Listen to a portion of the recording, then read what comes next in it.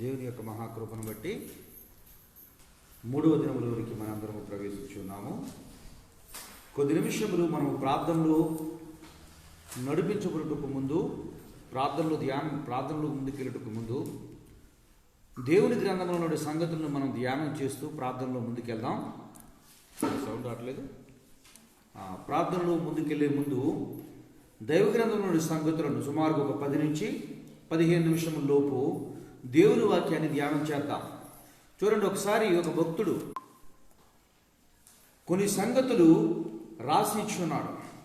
రాసించినటువంటి సంగతుల నుండి భక్తులు అనుకుంటూ ఉంటారు, తనను తాను చూసుకున్నప్పుడు ఏమవుతూ ఉన్నాడు, నీ గురించి నీ మనసులో ఏమనుకుంటున్నావో, నీ ఆలోచనలు ఎలా ఉన్నాయో, దేవుడు నీ గురించి ఏమనుకుంటూ ఉన్నాడు. మనల్ని మనం చూసుకున్నప్పుడు ఎప్పుడు మనం బలహీనులుగానే కనపడతాం. మనల్ని మనం పరిశీలించుకున్నప్పుడు ఎన్నిక లేని వారుగా, ఇలువ లేని వారుగా, ఎన్నిక చేయనటువంటి వ్యక్తులుగా మనం కనపడుతూ ఉంటాం. కానీ దేవుడు నిన్ను నువ్వు అనుకున్నట్లు, పక్కవారు నిన్ను అనుకుంటున్నట్లు దేవుడు నిన్ను అనుకోడు. అది చెప్పుకున్నాం కదా. ఏంటి, ఎంత నల్లగా ఉన్నా, ఎంత బక్కగా ఉన్నా, ఎంత అందవికారంగా ఉన్నా, తండ్రి ఏమంటాడు పెట్టినా, తల్లి ఏమంటుంది పెట్టినామా, పండుగా పండు. ఏ పండు అది? గిన్నె పండు అయినా తండ్రికి ఎలాంటి పండు అయితే యాపిల్ పండులాగే కనపడతాడు. ఆ పండు ఎలా ఉన్నా తండ్రి ఇష్టపడుతూ ఉంటాడు. దేవుని బిడ్డలారా, ఎవరో ఏమో అంటున్నారు, ఎవరో ఏదో అంటున్నారని కాదు, నీ తండ్రి నేనేమనుకుంటున్నాడు అనే విషయాన్ని ధ్యానం చేసుకున్నాం. ఈరోజు కూడా మరి ఒక భక్తుడి గురించి తను తాను ఏమనుకుంటూ ఉన్నాడు, అతని గురించి దేవదేవుడు ఏమనుకుంటున్నాడు సంగతాన్ని కూడా ధ్యానం చేద్దాం. చూడండి ఒకసారి, ఆ 1 తిమోతి పత్రిక 1వ అధ్యాయము 16వ వచనాన్ని ఒకసారి చదువుకుందాం. 1 తిమోతి పత్రిక అపోస్తలుడైనటువంటి పౌలు గారు తన ఆంతరంగిక లేదా తనను ఎంబడించినటువంటి శిష్యుడు, నా కుమారుడా అని పిలువబడినటువంటి శిష్యుడు అయినటువంటి తిమోతి గారికి రాస్తున్నటువంటి లేఖలో లేక ఉత్తరములో తన గురించి తాను ఏమని చెప్తూ ఉన్నాడు, తన గురించి తాను ఏమని పలుకుతూ ఉన్నాడు. బహుశా నీ గురించి నువ్వేమనుకుంటున్నావు, దేవుడు నీ గురించి ఏమనుకుంటూ ఉన్నాడు. నేను చెప్పాను గత కొన్ని దినములు దీని గురించి మనం ధ్యానం చేద్దాం. కొందరి భక్తుల గురించి, విశ్వాసంలో దేవుని యొక్క గొప్ప పిరుదు పొందినటువంటి వ్యక్తులు, వారి గురించి వారు ఏమనుకున్నారు. అదే కాలంలో ఉన్నటువంటి నీ గురించి నీ రోజు నువ్వేమనుకుంటూ ఉన్నావు, నా గురించి నేను ఏమనుకుంటున్నాను. మనం ప్రార్థన చేయాలన్నా, ప్రార్థించాలి అన్నా, మన దేవుని సన్నిధి గురించి దేవునికి వాక్యం చెప్పాలి అన్నా భయం. ఎందుకని అంటే, నేను ఎన్నిక లేనివాడును, నేను విలువ లేనివాడును, నాకు నోటి మాంద్యం గలవాడును, మాట నేర్పరికి కాను, జ్ఞానం కలిగిన వ్యక్తిని కాను, జ్ఞానంతో కూడినటువంటి మాటలు చెప్పలేనటువంటి వ్యక్తిని. నిన్ను చూసి నీవు ఏమనుకుంటూ ఉన్నావో పరిశుద్ధ గ్రంథమైన బైబిల్లో కూడా భక్తులు ఒకానొక దినమందు వారి గురించి వారిని పలికిన మాటలేవి. వారి గురించి కూడా వారు అలాగే అనుకుని ఉన్నారు. నిన్ను నువ్వు చూసుకున్నప్పుడు, నీ వైపుకు నువ్వు చూసుకున్నప్పుడు నువ్వు ఎప్పుడు బలహీనుడివే. అందుకే అపోస్తలుడైన పౌలు గారు అంటాడు, అదే వ్యక్తి అంటూ ఉంటాడు, నేను యేసుక్రీస్తునందు సమస్తమును చేయగలను, నేను నమ్మిన వారిని నేను ఎరుగుదును. ఈ మాట నాకు చాలా ఇష్టమైనటువంటి మాట. నేను ఎవరినైతే నమ్మానో ఆయన నాకు తెలుసు. ఆయన ఏమనుకుంటున్నాడు, నువ్వు నమ్మిన ఆయన నీకు తెలుసామా? నువ్వు నమ్మిన ఆయన నీకు తెలుసా? నువ్వు నమ్మిన ఆయన నీకు తెలుసా? నువ్వు నమ్ముకున్నటువంటి దేవుడికి నువ్వు తెలుసు. నువ్వు నమ్ముకున్నటువంటి దేవుడు నీకు తెలుసా? నువ్వు నమ్ముకున్నటువంటి దేవుడికి నీకు తెలిస్తే, నిన్ను నమ్ముకున్న దేవుడు చెప్తూ ఉన్నాడు, నువ్వు నన్ను నమ్మనప్పటికీ కూడా నీవు నాకు తెలుసు. ఆ తెలిసినటువంటి దేవుడు కొత్తగా నూతనముగా తెలుసుకున్న మనము, ఆల్రెడీ ఎప్పటి నుంచో తెలుసుకున్నామని భ్రమలో ఉన్న మనము. ఎందుకంటే భ్రమలో లేకపోతే, ఈరోజు ఒక భ్రమ కలిగిన క్రైస్తవుని నేను కలిశాను, భ్రమలో ఉన్నటువంటి క్రైస్తవుని కలిశాను. ఆయన ఏం మాట్లాడుతున్నాడో తెలియట్లా, ఏం బలుగుతున్నాడో తెలియట్లా, కానీ పేరుకు మాత్రం నేను క్రైస్తవుని. వాడి తప్పు, వీడి తప్పు, వాళ్ళ తప్పు, వీళ్ళ తప్పు అన్నాడు. తాను తప్పు తను సరి చేసుకునే దుర్భాగ్యం. ఆలోచించండి, వాళ్ళ మీద వీళ్ళ మీద నిందేసే వ్యక్తికి ఉండే లక్షణం ఎప్పుడు ఒకటే. తన గురించి తాను ఆలోచించుకుంటే ఎదుటి వ్యక్తుల గురించి ఎప్పుడు ఏం చేయలేడు, విమర్శించలేడు. ఎదుటి వ్యక్తి మీద నింద వేయలేడు, ఎదుటి వ్యక్తికి తీర్పు తీర్చలేడు. దేవుని వాక్యం అదే తెలియజేస్తుంది. నీ గంటులో దూరం ఉండగా నీ సహోదరునికి కంటులో నలుచును నువ్వు చూడనేలా. మొట్టమొదటి ఎక్కడ తీసేయి నలుచు, దూరాన్ని ఎక్కడ తీసుకో? నీ గంటులో. నీకు అసలు వాక్యం తెలుసా? నీకు నీ దేవుడు అంటే ఎవరో తెలుసా? నీ దేవుడు అంటే ఎవరో నీకు తెలిస్తే ఎదుటి వ్యక్తిని ఏం చేయలేవు. ఎదుటి వ్యక్తిలో ఉన్న లోపాలు నీకు కనపడవు. ఎదుటి వ్యక్తిలో ఉన్న లోపాలని కనపడవు. దేవుని వాక్యం తెలియజేస్తున్న నీతిమంతుడు ఒక్కడనూ లేడు. నీతిమంతుడు ఒక్కడనూ లేడు దేవుని వాక్యం తెలియజేస్తూ. అయినప్పటికీ దేవుడు తెలియజేస్తూ నువ్వు నీతిమంతుడు కాకపోయినప్పటికీ నా రాజ్యమును నా నీతిని వెనుకుడి. ఒక్కో మాట చెప్తున్న కీర్తనల గ్రంథంలో, తన అతిక్రమణకు పరిహారం నొందినవాడు, తన పాపములకు ప్రాయశ్చిత్తం నొందువాడు యెహోవా చేత ధన్యుడు. ఏమన్నాడు? దేవుడే నిర్దోషిగా నిన్ను తీర్చాలి. ఎవడో తీర్చలేడు. ఎందుకని అంటే ఏ మనిషి చేత ఎప్పుడు ఏ మనిషి కూడా ఏం చేయబడరు? ఘనంగా ఎంచబడ్డాడు. ఘనంగా ఎంచబడ్డాడు అంటే నీ దగ్గర నుంచి ఏదో ఒకటి నీ నుంచి ఆశిస్తున్నాడు, నీ దగ్గర నుంచి ఏదో కోరుకుంటున్నాడు, నీ దగ్గర నీకు సంబంధించింది విలువైంది ఏదో నీ దగ్గర, దాని కొరకు మాత్రమే అతను ఏం చేస్తూ ఉన్నాడు? నిన్ను పొగడ్తలతో ముంచి వేస్తూ ఉన్నాడు దేవుని బిడ్డలారా. కానీ దేవుడు మాత్రమే నిన్ను ప్రేమించి ప్రేమగాతో చూపించి అపరిమితమైన ప్రేమ. ఆ ప్రేమకు అవధులు లేవు, ఆ ప్రేమకు హద్దులు లేవు. హద్దులు లేవు ఆయనకి. మనిషి భూమి మీద నివసిస్తూ ఉండే భూమికి కొన్ని హద్దులు ఉన్నాయి. ఏ హద్దు ఉంది? తూర్పు, పడమర, దక్షిణము, ఉత్తరము. కానీ దేవుడు చూపించు ప్రేమకు హద్దులు లేవు, అవధులు లేవు. భూమిలో కూడా ఏముంటాయి? మనకి సరిహద్దులు ఉంటాయి, అవధులు కూడా ఉంటాయి. ఇదిగో ఇక్కడ నుంచి ఇక్కడ వరకు నాది భూమి. తూర్పు వైపు నుంచి ఒక సరిహద్దు, దక్షిణ వైపు ఒక సరిహద్దు, పడమర వైపు ఒక సరిహద్దు, ఉత్తరం వైపు ఒక సరిహద్దు. కానీ యేసయ్య ప్రేమకు సరిహద్దులు లేవు. సరిహద్దులు లేనటువంటి ప్రేమ కలిగిన దేవదేవుడు నీ గురించి నీవు అనుకున్నట్లుగా దేవుడు నిన్ను ఆయన అనుకోవట్లేదు. చూడండి ఒకసారి ఏమంటాడు? 1 తిమోతి పత్రిక 1వ అధ్యాయము చూడండమ్మా. 1 తిమోతి పత్రిక 1వ అధ్యాయము 16వ వచనం. ఆయనను నిత్య జీవము నిమిత్తము తనను విశ్వసింపబోవానికి నేను మాదిరిగా ఉండులాగున యేసుక్రీస్తు తన పూర్ణమైన ఆ ప్రధాన పాపినైన నా యందు కనపరచునట్లు నేను కనికరింపబడుతుంది. ఏమన్నాడు అపోస్తలుడైన పౌలు గారు తన గురించి? తాను ఎటువంటి వాడిని అన్నాడు? తాను ఎటువంటి వాడిని అన్నాడు? ఎటువంటి వాడంట? తాను ప్రధాన పాపిని. తన వైపు తాను చూసుకున్నప్పుడు తను ఎలా కనపడతా ఉన్నాడు? ప్రధాన పాపిని. నేను ప్రధాన పాపిని అయి ఉన్నాను అన్నాడు. మరి అదే వ్యక్తిని గురించి దేవుడు ఏమంటూ ఉన్నాడు? తన గురించి తాను అనుకుంటూ ఉన్నాడు నేను పాపిని. తన గురించి తను మాట్లాడుతూ ఉన్నప్పుడు అంటూ ఉన్నాడు నేను ఎన్నిక లేని వాడిని. తన గురించి తను ప్రార్థన అనుకుంటూ ఉంటాం నీవు నేను. అరే నేను ప్రార్థన చేస్తే దేవుడు నా ప్రార్థన వింటాడా? నేను మొరపెడితే దేవుడు నా ప్రార్థనకు జవాబిస్తాడా? దేవుడు నేను ప్రభువా నేను ఈ అతిక్రమం చేశాను, తప్పిదం చేశానని చెప్పి దేవుని ఎదుట ఒప్పుకుంటే దేవుడు నాకు క్షమాపణ దొరుకుతుందా? దేవుడు నన్ను క్షమిస్తాడా? ఇంత భయంకరమైనటువంటి పాప అలవాట్లు కలిగినటువంటి నా జీవితంలో దేవుడు ఆ పాపం నుండి విముక్తి చేసి నన్ను పరిశుద్ధుడుగా మారుస్తాడా? పరిశుద్ధమైన స్థితిలో నేను నిలవగలనా అనుకుంటూ ఉంటే దేవుడుతూ ఉన్నాడు. చూడండి అపోస్తుల కార్యములు 9వ అధ్యాయము 15వ వచనం. అపోస్తుల కార్యములు 9వ అధ్యాయము 15వ వచనం. అందుకు ప్రభువు నీవు వెళ్ళుము, అన్ని జనుల ఎదుటను రాజుల ఎదుటను ఇశ్రాయేలు ఎదుటను నా నామము భరించుటకును ఇతడు నేను ఏర్పరుచుకున్న సాధనమై ఉన్నాడు. దేవునికి స్తోత్రం, దేవునికి స్తోత్రం. తను తానేమనుకుంటున్నాడు? నేను ప్రధాన పాపిని. దేవుడు ఏమన్నాడు? తనని నేను ఏర్పరచుకున్న సాధనం. నేను ఏర్పరచుకున్న సాధనం ఎక్కడ నియమించుకుంటాను నేను అతన్ని?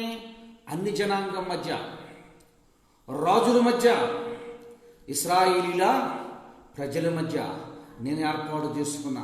నిజమే, ఒక్కసారి నిన్ను నువ్వు ఆలోచించుకో, నిన్ను నువ్వు పరీక్షించుకో. నిన్ను నువ్వు ఆలోచించుకో, నిన్ను నువ్వు పరీక్షించుకో. నిన్ను వైపు నువ్వు చూసుకుంటే నీలో అన్ని లోపాలే కనపడతాయి. నీ వైపు నిన్ను చూసుకున్నప్పుడు నీలో ఏది నీకు మంచి కనపడదు. బహుశా కనపడింది అంటే నువ్వు స్వనీతి పరుడు అయి ఉంటావు, స్వనీతి లక్షణాలను కలిగి ఉంటావు. కానీ దేవుడు అంటూ ఉంటాడు నిన్ను, దేవుడు అంటూ ఉన్నాడు నిన్ను నన్ను. లేదా బహుశా జనులు అనుకుంటూ ఉంటారు నిన్ను నన్ను. ఏమనుకుంటారు? తన గురించి తాను గొప్పగా చెప్పుకుంటూ ఉన్నాడు. సృష్టించిన వాడి దానికి సర్టిఫికేట్ ఇవ్వాలి, సృష్టించిన వాడి దానికి సర్టిఫికేట్ ఇవ్వాలి. నేను కొత్తగా 2009, 2010 సంవత్సరంలో, 2009, 2008, 2008, 2009 సంవత్సరంలో టాటా కంపెనీ ఒక కారును తీసుకొచ్చింది. ఆ కారు పేరు ₹1,00,000 కారు. ఆ కారుకు పేరేం పేరు పెట్టారు ఎవరైనా తెలుసా అమ్మా? ఆ కారుకు పేరేం పేరు పెట్టారు తెలుసా? మా పాస్టర్ గారు అంటుంది మనం చూసి, నువ్వు ఈ బుల్లెట్ కంటే శుభ్రంగా కోరుకుంటే ఆ కారులో ప్రశాంతంగా వెళ్ళేవాళ్ళు, మీ ఇబ్బంది లేకుండా అంట. నా కారు ఏంటి? Nano car.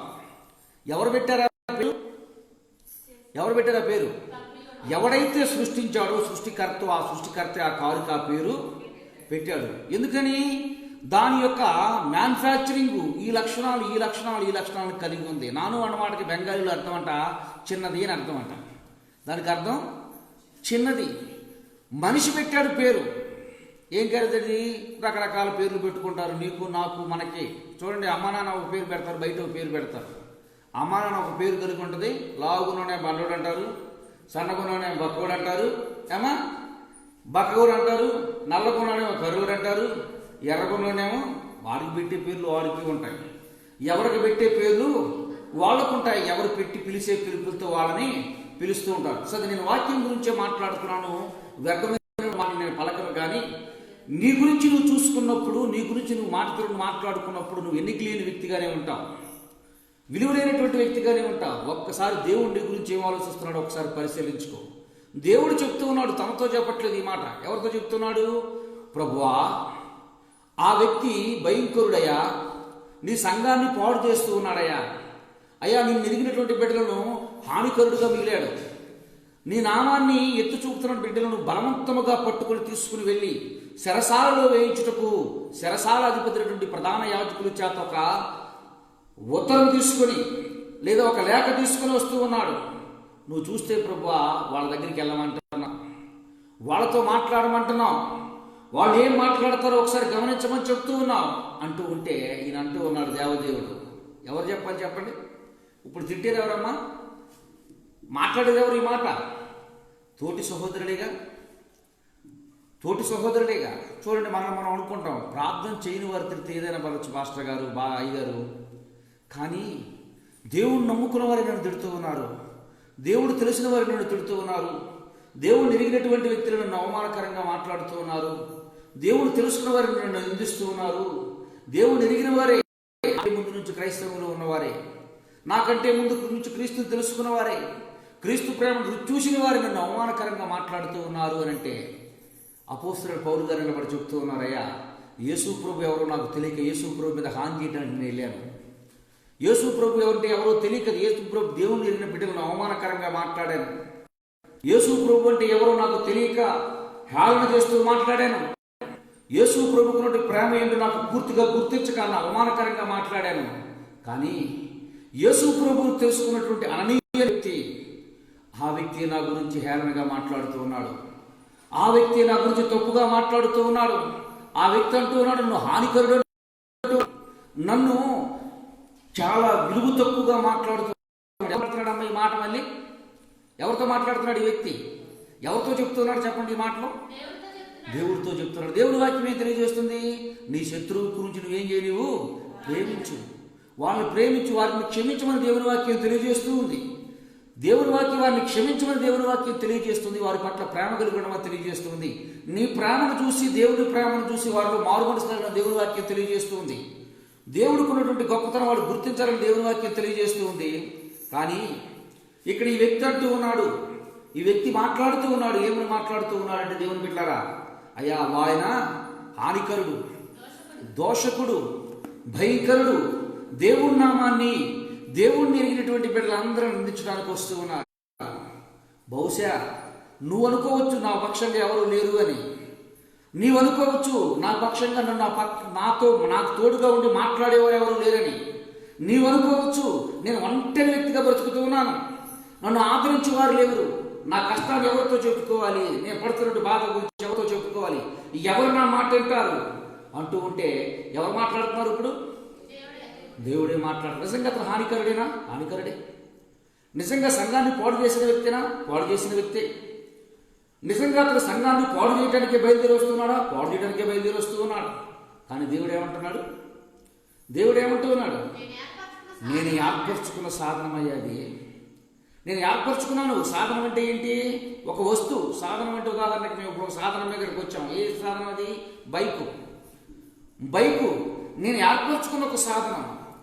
దేవుని బిడ్డలారా, నీవు నేను అనుకుంటున్నా, నీ ఆలోచన నా ఆలోచన వేరుగా ఉంటుందని దేవుడు తెలియజేస్తున్నారు. నీ ఆలోచన నా ఆలోచన, నీ తలంపులు నా తలంపులు వంటి తలంపులు కాదా? నువ్వు ఎలా అనుకుంటున్నావో నేను ఎలా అనుకుంటున్నా అలా అనుకోవట్లేదు.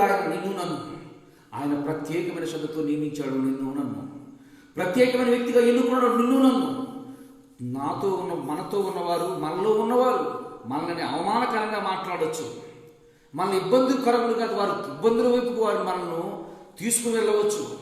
కానీ దేవుడు నేను ఇబ్బంది పెట్టాలని కోరుకున్నట్ల ఎన్ని చెడు లక్షణాలు నీ దగ్గరున్నా, ఎంత భయంకరమైనటువంటి వ్యక్తివైనా, ఎంత భయానకరమైన పరిస్థితుల్లో నువ్వు జీవిస్తూ ఉన్నా, దేవుడు ఈరోజు నిన్ను కోరుకుంటూ ఉన్నాడు.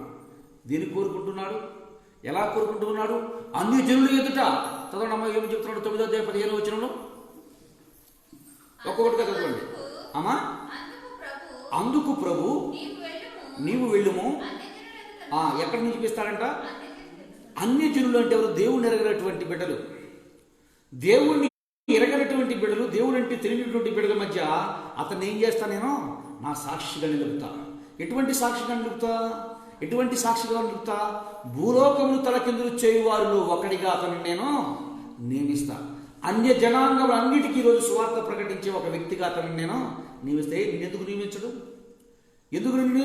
నేను ఎరిగిన వారు, నీతో ఉన్నవారు అవమానకరంగా మాట్లాడుతున్నావు. ఎందుకు బాధపడుతున్నావు? ఎందుకు బలహీనపడుతున్నావు? నువ్వు నిరసిస్తున్నావు? ఎందుకు తలడిల్లిపోతున్నావు? ఎందుకు సమస్యలిపోతున్నావు? దేవుని వాక్యం తెలియజేస్తుంది. బహుశా నీకున్నటువంటి పరిస్థితులు, నీకున్న ఆర్థిక పరిస్థితులు, అనారోగ్య పరిస్థితులు, బలహీనతలు, నీ బలహీనతలను బట్టి నీవు చూసుకున్నప్పుడు నువ్వు బలహీనుడివి. నీ బలం వైపు నువ్వు చూడవద్దు. నిన్ను బలపరచువాను ఎందు నీవు చూడు. సమస్తము చేయగలడు. నేను ఎప్పుడైతే బలహీనుడో అప్పుడునే బలవంతుడని దేవుని వాక్యం అపోస్తలుడైన పౌలు గారు చెబుతూ ఉన్నాను. అన్ని జనులు ఎదుట నాకు సాధనముగా నియమిస్తున్నాను. దేవుని ఎరగని ప్రజల మధ్య ఇదిగో దేవుడు ఎరిగినటువంటి బిడ్డలు ఈ విధంగా ఉంటారు. అరే, దేవుడి ప్రేమ అంటే ఎలా ఉంటుందా? దేవుడు ప్రేమించే వ్యక్తులు ఎలా ఉంటారా? చూడండి అమ్మా, అంత గొప్ప వ్యక్తి లేనటువంటి స్వభావం లేనటువంటి వ్యక్తికి ఒక మాట చెప్తున్నానండి. చాలామంది అనుకుంటూ ఉంటారు దేవుడు తనతో మాట్లాడితే ఎదుటి వ్యక్తిని ద్వేషించరు అనుకుంటారు. ఈయన ఎవరు మాట్లాడుతున్నారు? ఎవరితో? అననీ అనే వ్యక్తితో దేవుడు మాట్లాడుతున్నాడు. ఇప్పుడు ఎవరి మీద మోపుతున్నాడు ఈ నింద? దేవునితోనే చెప్తూ ఉన్నాడు ఈ నిందన గురించి. బహుశా అందుకే దేవుని వాక్యం తెలియజేస్తుంది, నీ మాట ఎలా ఉండాలి? ఇప్పుడు దేవుని దృష్టికి ఇష్టంగా ఉండేదిగా ఉండాలి, శ్రేష్టకరంగా ఉండేది. మాట్లాడకపోవుట బంగారం వంటిది. మృదువైన మాట కోత్రముడు చల్లార్చును. మృదువుగా మాట్లాడే మాట ఏం చేస్తుందంట? కోపాన్ని చల్లార్చుద్దంట. లోకంలో మనం మాట్లాడే మాటల్లో కూడా మన మాట ఎలా ఉండాలి? అందుకే చెప్తున్నాను, నీ కన్ను నీ నోరు మంచిదైతే నీ కుటుంబం ఎట్లా ఉంటుంది? అనేకులకు ఆశ్రదకరంగా ఉంటుంది. మొట్టమొదటిగా కంట్రోల్లో ఉండవలసింది నీ కన్ను, నీ నోరు. ఈ రెండు కంట్రోల్లో ఉంటే నీ బిడ్డలు నీ మాట వింటారు. నీ భర్త నిన్ను ప్రేమించే వ్యక్తిగా ఉంటాడు. నీ కుటుంబానికి నీవు ఆశీర్వాదకరంగా ఉంటావు. అనేకులకు క్రీస్తు సాక్షిగా ఉంటావు. ఈ రెండు కంట్రోల్లో ఉంచుకోవాలి క్రైస్తవుడు. ఇప్పుడు ఈ రెండు కంట్రోల్లోకి వచ్చినాయి అనుకో, ఆల్మోస్ట్ మొత్తం కంట్రోల్లో ఉన్నట్టే, అన్ని ఆధీనంలో ఉన్నట్టే. ఎందుకనంటే కన్ను చూడందే నోరు మాట్లాడితే చెప్పండి, కన్ను చూడందే నోరు మాట్లాడు. అందుకే నా యేసయ్య చెప్తూ ఉన్నాడు, నీ దేహము ఎటువంటిదంట? నీ కన్ను చెడ్డదైతే నీ దేహం అంతా ఏమైపోద్ది? చీకటమైపోద్ది. నీ కన్ను శ్రేష్టంగా ఉందనుకో, దేహానికి ఏమి రాదు? ఎవరితో నేను గొడుగుతూ ఉన్నాడు. నీ కన్ను చూడదనుకో, ఏం చెప్తావు నువ్వు? ఏమి చేయలేవు, ఏమి మాట్లాడలేవు. నీ కంటికి నీ నోరుకి పని చెప్పడం మానేసావు అనుకో, నీవు చూడండి, కావాలి నుంచి ప్రాక్టీస్ చేసి చూడండి. ఈ రోజు నుంచి ప్రయత్నం చేసి చూడండి, ఎంత శ్రేష్టకరంగా ఉంటుంది, ఎంత ఆశీర్వదకరంగా ఉంటుందో మీకే అర్థమవుతుంది. దేవుని బిడ్డలారా, ఇక్కడ చెప్తూ ఉన్నాడు, దేవదేవులతోనే స్వయంగా భక్తుడని పిలువబడుతున్నట్టు అననీయ గారు చెప్తూ ఉన్నాడు. అయ్యా, ఆయన హానికరుడు, ద్వేషకుడు, భయంకరుడు, సంఘాన్ని పాడు చేయడానికి వచ్చాడు. తిట్టడం తిట్టలేదు చెప్పండి. ఈ మాటలతో తిట్టడం అంటే బూతులు తిట్టడం అనుకున్నారా? ఎదుటి వ్యక్తిని గురించి తప్పుగా మాట్లాడటం కూడా అతను తిట్టడమే దేవుని వాక్య ప్రకారం. నీ సహోదరులను చూసి వృద్ధుడా, నేను పనికిమాలిన వాడుగా చెప్పు, వాడు ఏమవుతాడంట? నరహత్య చేసిన వాడితో సమానం అంట. వాడితో పనికిమాలిన వాడండి. పనికిమాలినటువంటి వ్యక్తి, వ్యర్థుడు, దేనికి ఉపయోగం లేదని అన్నావనుకో, దేవుని వాక్యం ఏం చెప్తుంది? అతను నీవు హత్య చేసిన వాడితో సమానం అయిపోతాం. దేవుని వాక్యం తెలియజేస్తూ ఉంది. కానీ ఈయన ధైర్యం చేసి ఎవరితో చెప్తున్నాడు ఈ మాట?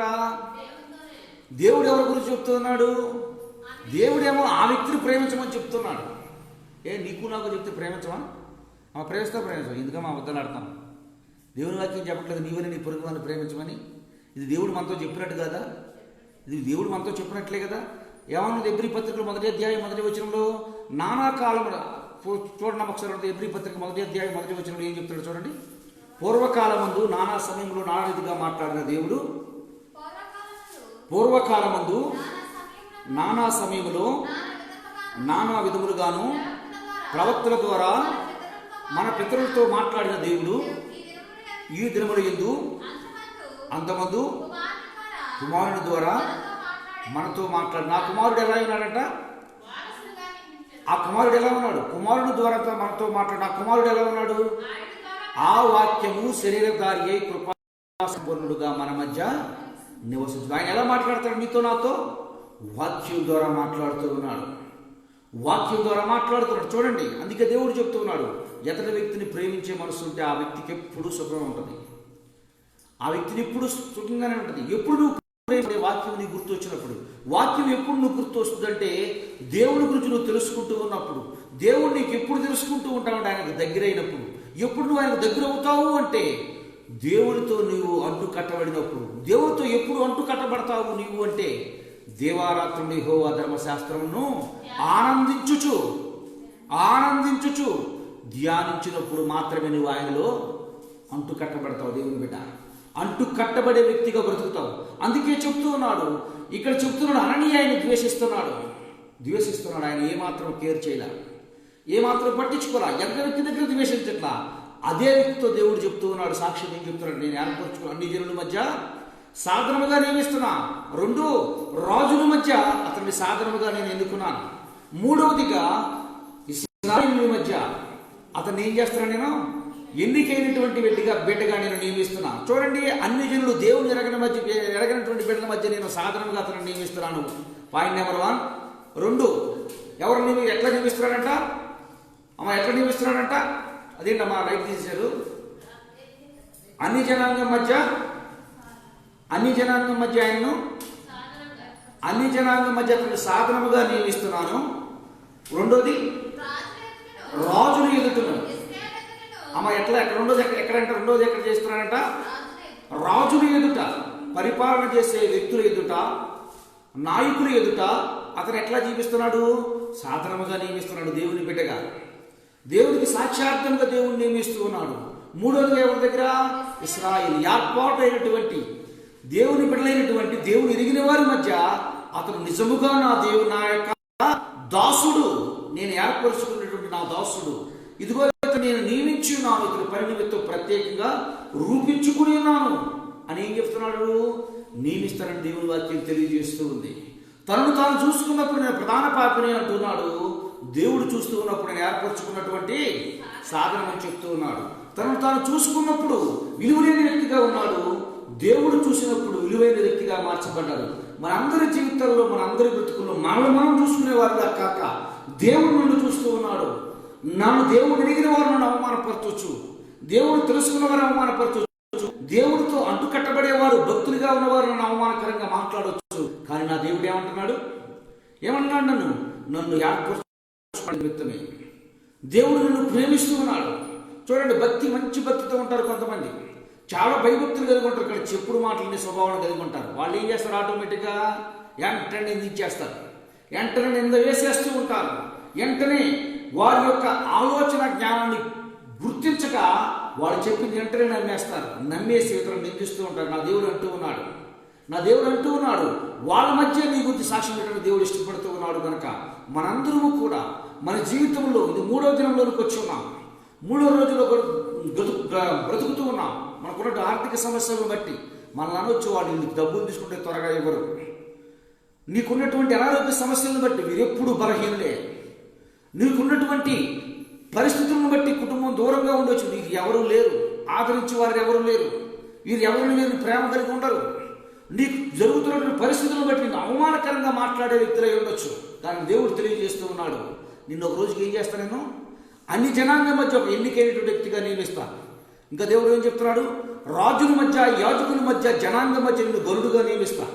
3వదిగా ఏం చెప్తూ ఉన్నాడు, నిన్ను ఏర్పాటు చేసినటువంటి వ్యక్తులు, ఏ వ్యక్తి అయితే నిన్ను అవమానకరంగా మాట్లాడారో, ఏ వ్యక్తులైతే నిన్ను విలువ లేకుండా మాట్లాడారు, వాళ్ళకే నువ్వు ప్రధానమైనటువంటి వ్యక్తిగా నిన్ను నియమిస్తా. అమ్మా ముందు గమనిస్తే అపోస్తలుడైన పౌలు గారు రాసిన పత్రికలు ఉన్నాయి, కానీ అననీయ గారు రాసిన పత్రికలు ఉన్నాయా మన బైబిల్లో?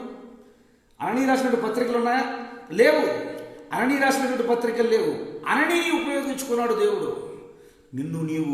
నిన్ను బలపరచగలవాని ఎంత సమస్తం చేయగలని చెప్పినటువంటి దేవుని వాక్యాన్ని జ్ఞాపకం చేసుకునొచ్చు. మనం ముందున్నటువంటి దేవుడు మన ముందు పెట్టినటువంటి బహుమానం కొరకు ఓపికతో పరిగెత్తాలని చెప్తూ ఉంటాడు అపోస్తలుడైన పౌలు గారు. ఎంతమంది ఏంటన్నా ఏమంటున్నాడమ్మా ఆయన, నా ముందున్నటువంటి బహుమానం కొరకు ఎట్లా పనిచేస్తాడంట, ఓపికతో పరిగెడతాడు. మళ్ళీ ఒక మాట అంటాడు, నియమం ప్రకారం పోరాడుతున్నాను నేను. ఎట్లా పోరాడుతున్నాడంట, నియమం తప్పి పోరాటలా. నియమం ఎటువంటి నియమాలు అయితే ఉన్నాయో దైవ గ్రంథం అట్టే నియమాన్ని ఆధారం చేసుకుని నేను పోరాడుతున్నాను. ఇంకో మాట అంటాడు, ఇంకా మన ఏమంటాడు, గురి వద్దకే నేను పెట్టే పరుగు, నాకున్నటువంటి ఓపిక వ్యర్థమైంది కాదు. నేను పడుతున్నటువంటి మాటలు, అవమానములు నేను ఏదో పిచ్చితనంగా పడట్లేదు. ఏంటి ఎట్లా చేస్తా, నాకు ఒక గురి ఉంది. ఆ గురి కొరకే నేను ఏం చేస్తానా, ఓపికతో పరిగెడుతున్నా. ఇంక ఓపికతో పరిగెడితే ఏమంటాడు ఇంకో మాట, నా ముందేముంది, జీవ కిరీటం ఉన్నది. ఏమన్నా మనకి జీవ కిరీటం ఉన్నాడు. దేవుని బిడ్డలారా, ఎవరో ఏదో అన్నారని మనం తగ్గించుకునే వ్యక్తుల్లా కాక, ఎవరో ఏదో నీ త్రుంచలాడుతున్నారని ఇరువులేని వ్యక్తులా చూస్తున్నారని భయపడక, దేవుడు నీ గురించి ఏమనుకుంటున్నాడు, దేవుడు నా గురించి ఏమనుకుంటున్నాడు, దేవుడు మన గురించి ఏమంటున్నాడు, మన గురించి ఏ సాక్ష్యం చెప్తున్నాడు, విషయాన్ని గుర్తించు. ముందుకు కొనసాగే వ్యక్తుల్లాగా, ముందుకు కొనసాగే బిడ్డలాగా ముందుకు సాగుతూ, ఎల్లప్పుడూ ఓపిక కలిగి, ఓపికతో విశ్వాస ప్రయాణంతో ముందుకు కొనసాగుతూ ఆయన నామాన్ని మహింపరుస్తూ ముందుకు కొనసాగే బిడ్డలా ఉండాలని దేవుడు నా నుండి కోరుకుంటూ ఉన్నాడు. ఆయన ఏమనుకున్నాడు, ఆయన చూసినప్పుడు నేను ప్రధాన పాపిని అంటున్నాడు ఆయన. దేవుడు ఏమన్నాడు, ఆయన్ని నేను ఏర్పరచుకున్న సాధనం అంటూ ఉన్నాడు. నువ్వేమనుకుంటున్నావు, నేను బలహీనుడు అనుకుంటున్నావు. నువ్వేమనుకుంటున్నావు, నేను విలువ లేని వాడిని అనుకుంటున్నావు. నువ్వేమనుకుంటున్నావు, నాకు శక్తి లేదు అనుకుంటున్నావు. నువ్వేమనుకుంటున్నావు, నాకు మాట్లాడుతూ రాదు అనుకుంటున్నావు. నువ్వేమనుకుంటున్నావు, నేను బలహీనమైనటువంటి వ్యక్తిని అనుకుంటున్నావు. నువ్వేమనుకుంటున్నావు, నాకు శక్తి సామర్థ్యాలు లేవు అనుకుంటున్నావు. కానీ దేవుడు ఏమంటున్నాడు, నువ్వు ఏ స్థితిలో ఉన్నా ఆ స్థితి నాకు బాగా తెలుసు. ఇంకొక మాట చదివి నేను ప్రసంగాన్ని ముగిస్తాను. చూడండి ఏమంటాడు, రోమీయులకు రాసిన పత్రిక 8వ అధ్యాయం 28వ వచనం. రోమీయులకు రాసిన పత్రిక 8వ అధ్యాయం 28వ వచనం. ఎందుకు జరుగుతున్నాయి ఇట్లా, ఈ పరిస్థితి ఎందుకు ఇట్లా జరుగుతూ ఉంది? దేవుడు ఏర్పరచుకోవాలని పాస్టర్ గారు చెప్తున్నారు, అయ్యగారు సమాధానం చెప్పారు, సంతోషంగానే ఉంది. మరి ఎందుకు నా జీవితం ఇలా జరుగుతూ ఉంది, ఎందుకు నా బ్రతుకు ఎలా ఉంది, ఎందుకు నా ఆలోచన ఈ విధంగా ఉంటున్నాయి, ఎందుకు నా కుటుంబ పరిస్థితి ఈ విధంగా ఉంది, ఎందుకు నా ఆర్థిక పరిస్థితి ఈ విధంగా ఉంది, ఎందుకు నా ఆరోగ్య పరిస్థితి ఇలా ఉంది, నా పరిస్థితి ఎందుకు ఇలాగే జరుగుతూ ఉన్నాయి, దేవుడు నా గురించి మంచిగా అనుకుంటే ఎందుకు నేను ఇలా ఉన్నాను అంటే దేవుడు చెప్తున్నాడు. ఏమో చెప్తున్నాడమ్మా, దేవుణ్ణి ప్రేమించు వారికి అనగా ఆయన సంకల్పము చొప్పున పిలువబడిన వారికి మేలు కలుగుటకై సమస్తమును సమకూడు జరుగుతున్న దేవునికి స్తోత్రం. ఏం చెప్తాడమ్మా దేవుడు, ఎందుకు నా పరిస్థితి ఎలా ఉంది, నేను తక్కువవాడుగా నేను అనుకుంటే దేవుడు నన్ను గొప్పవాడని చెప్తున్నారు. నన్ను నేను ఎనికిలేని వాడిగా నేను ఎందుకుంటే దేవుడు నా గురించి గొప్పవాడు అన్నట్టు చెప్తూ ఉన్నారు. నా దృష్టికి నేను అల్పమైన వ్యక్తిగా ఉన్నాను అనుకుంటే దేవుడు నువ్వు గొప్పవాడుగా చెప్తూ ఉన్నారు. మరి ఎందుకు నా పరిస్థితి ఎలా ఉంది అంటే దేవుడు చెప్తున్నాడు, అనగా మేలు కలుగుటకై, చదవడమ్మా, దేవుణ్ణి ప్రేమించు వారికి అనగా ఆయన సంకల్పము చొప్పున పిలువబడిన వారికి మేలు కలుగుటకై సమస్తమును సమకూడి జరుగుచున్నవని ఎరుగుదుము. దేవునికి స్తోత్రం, దేవునికి స్తోత్రం. ఏమన్నాడు ఏమన్నాడు దేవుడు? మేలు కలుగుటకై. ఎవరి మాట చెప్పేది? ఎవరి మాట చెప్పేది? ప్రధాన పాపి ఉన్నటువంటి వ్యక్తే చెబుతూ ఉన్నాడు ఈ మాట. నేను ప్రధాన పాపి అని చెప్పినటువంటి వ్యక్తే చెప్తున్నాడు. నా దేవుడు నా గురించి గొప్ప స్టేట్మెంట్ చేశాడు, గొప్ప మాట చెప్పాడు, నేను సాధారణమని చెప్పాడు, సాధారణంగా ఉన్నానని చెప్పాడు. అందుకే ఓపికతో పరిగెడుతున్నా. గురి లేకుండా నేను పరిగెట్టట్లా. నాకు ముందు ఒక జీవ కిరీటం ఉంది. నేను నమ్మిన వారిని నేను ఎరుగుదును. ఎందుకు నేను ఓపిక పడుతూ పరిగెడుతూ ఉన్నానంటే నాకు మేలు కలగటానికై. సమస్తం అంటే ఏమున్నాయి? దాంట్లో అవమానాలు ఉన్నాయి, ఆశీర్వాదాలు ఉన్నాయి, బాధలు ఉన్నాయి, సంతోషం ఉంది, మనశ్శాంతి లేనితనము ఉంది, ప్రశాంతత ఉంది. నాకు మేలు కలుగుటకై సమస్తమును దేవుడు ఏం చేస్తున్నాడు? సమకూడు జరుగుతున్నదని నేను ఎరుగుదును. ఎవరు చెప్తున్నారు ఈ మాట? ఎవరు చెప్తారు ఈ మాట? ప్రధాన పాపిని అన్నటువంటి వ్యక్తి తెలియజేస్తూ ఉన్నాడు. నాకు అర్థమవుతున్న తల్లి నీకు మాటలు అర్థమవుతున్న దేవుడు ఏమంటున్నాడు నీ గురించి? మేలు కలుగుటకే ఇవన్నీ నీకు చేస్తా ఉన్నాడంట. నీకేమంటారు ఇప్పుడు మేలు పొందుకోవాలంటే? ఓపిక కలిగి, నీవు ఎప్పుడైతే ఓపిక కలిగి ఉంటావో ఓపికకు మించిన బహుమానం దేవుడు నీ జీవితంలో, నీ కుటుంబ జీవితంలో, నీ బిడ్డల జీవితంలో దేవుడు ఏం చేస్తారంట? ఆశీర్వాదకరంగా, దీవునికరంగా నియమిస్తాడు. కనుక అట్టి దైవ గ్రంథాన్ని ధ్యానం చేస్తూ దేవదేవుడు నా గురించి ఇంతగా మంచిగా అనుకుంటే నేను కృంగిపోతాను. ఎందుకు నేను భయపడతాను? ఎందుకు నేను భయపడాలి? ఇంకొక మాట చెప్పి నా ప్రసంగాన్ని ముగిస్తాను. చూడండి, అపోస్తుల కార్యాలు 18వ అధ్యాయం 10వ వచనం. అపోస్తుల కార్యాలు 18వ అధ్యాయం 10వ వచనం. నేను నీకు తోడై ఉన్నాను, నీకు హాని చేయుటకును నీ మీదికి ఎవడు రాడు. దేవునికి స్తోత్రం. అవునాడమ్మా? నేను నీకు తోడుగా ఉన్నా. ఈ మాటలు చెప్పేది ఎవరమ్మా? దేవదేవుడు చెప్తూ ఉన్నాడు. దేవదేవుడు చెప్తూ ఉన్నాడు. సాధనమైన ఉన్నావని చెప్తున్నాడు. సాధనమైన దేవదేవుడు చెప్తున్నాడు. నిన్ను ఒక సాధనంగా దేవుడు నియమించుకున్నాడు. నీ కుటుంబంలో నిన్ను ఒక సాధనంగా నియమించుకున్నాడు. నువ్వు చేస్తున్న పనిలో నిన్ను ఒక సాధనంగా దేవుడు నియమించాడు. నీ ఊరిలో నిన్ను ఒక సాధనంగా నియమించాడు. నీ బంధువుల మధ్య నిన్ను ఒక సాధనంగా నియమించాడు. నువ్వు సంచరిస్తున్నటువంటి ప్రజల మధ్య చెప్తున్నాడు దేవుడు, నేను నీకు తోడై ఉన్నాను, హాని చేయుటకు ఎవడను నీ మీదకి వాడు. భయపడవద్దు, నిబ్బరం కలిగుండు, ధైర్యంగుండు. దేవుడు నిశ్చయంగా నీవు దేవుడు నీ జీవితంలో ఏ మేళ్ళైతే దాచున్నాడు ప్రతిదీ పొందు. నీ కన్నీటికి బదులు, నీ బాధకు బదులు నీ కన్నీటి నుండి వచ్చే భాష బదులు తుడుస్తూ ఆనంద సంతోషంతో నింపుతూ ముందుకు సాగుచు కృప పరిశుద్ధాత్మ దేవుడు నీకు నీ జీవితంలో, నీ కుటుంబ జీవితంలో అనుగ్రహించునుగాక. ఆమేన్. కొద్ది నిమిషములు మనం చదువుకున్నటువంటి